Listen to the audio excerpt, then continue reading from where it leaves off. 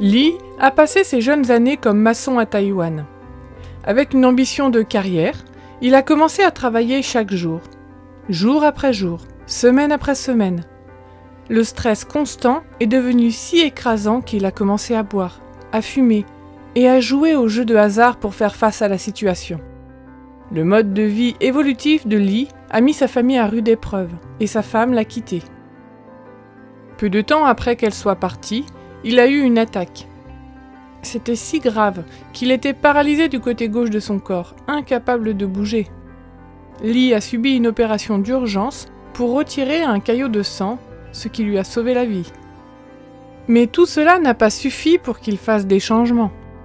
Lee a continué à mener le même style de vie, instable comme avant. Un jour, Lee a eu une conversation avec son cousin. Celui-ci a partagé avec lui le message de vie saine de l'Église adventiste et de l'espérance que Jésus pouvait apporter dans sa vie.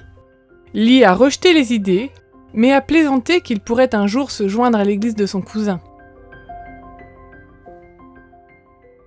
20 ans plus tard, Lee a été ranimé d'une crise cardiaque, chanceux d'être en vie. C'était à ce moment qu'il s'est rappelé les mots de son cousin. Il cria à Dieu d'être avec lui. Pendant son hospitalisation, il a pris contact avec l'église locale des Adventistes du 7e jour. Des membres sont venus prier pour lui et ont remercié Dieu de l'avoir sauvé miraculeusement.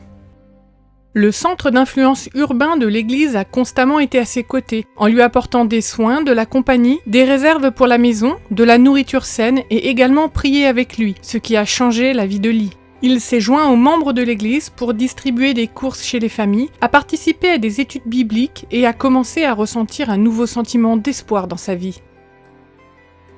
Un sabbat matin, à l'église, il a entendu un chant qui lui en a rappelé un autre qu'il chantait quand il était enfant. Lee a laissé le Saint-Esprit toucher son cœur, et c'est à ce moment qu'il a accepté le Seigneur et a décidé de se faire baptiser. Il savait que cette fois, Dieu avait sauvé sa vie d'une manière différente. Maintenant, Lee est diacre à l'église et participe activement au centre d'influence urbain. En 2018, une partie de l'offrande du 13e sabbat a permis de construire plusieurs centres d'influence urbains dans tout Taïwan. Grâce au travail de ces centres, plusieurs personnes comme Lee sont venues et ont accepté Jésus dans leur cœur. Priez pour les centres d'influence urbains dans cette région. Et merci pour votre participation à l'offrande du 13e sabbat.